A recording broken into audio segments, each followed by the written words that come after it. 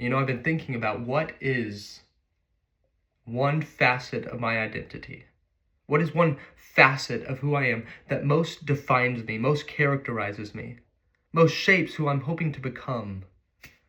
And that answer has changed quite a bit over the years. In my first video, I believe I talked about Tourette's. And I talked about the way that it challenged me to have to grow in certain areas and overcome certain obstacles that many don't have to. And that has had a huge impact on who I am.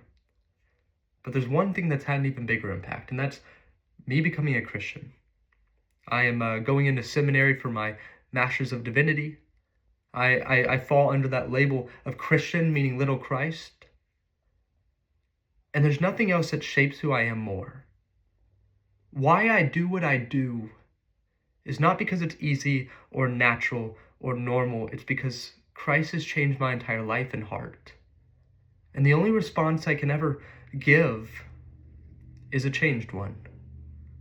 One that seeks to bridge gaps between people and bring them together. One that seeks to love them, to give everything for them, to forgive, to have mercy, compassion, to draw people together.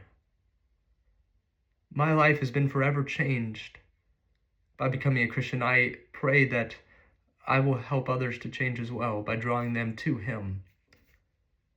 And so hopefully just by that short summary, you can see that this is such a powerful heart that I have for this. There's an amazing thing about being a Christian. I can meet someone with an entirely different story, different ethnicity, different socioeconomic background, different story, different hobbies, different interests. Everything's different, but we're both Christians.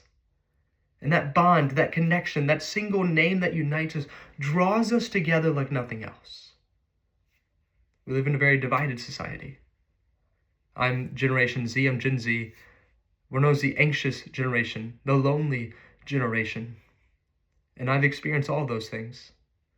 But what I've found is that Christ answers each one of them in very powerful, very real ways. And He doesn't just draw us to Himself, He draws us into a community of other believers. And so He hasn't just changed my life, He's surrounded me with people that continue to change me as well. Continue to push me further. They call me out when I'm hypocritical. They call me out when I'm going the wrong direction. And that draw me back in to something good and something beautiful. And so if you were to ask me, and I know you are, what most defines my life, my character, my identity, I can't give any other answer than Christ. It's found in being a Christian for me.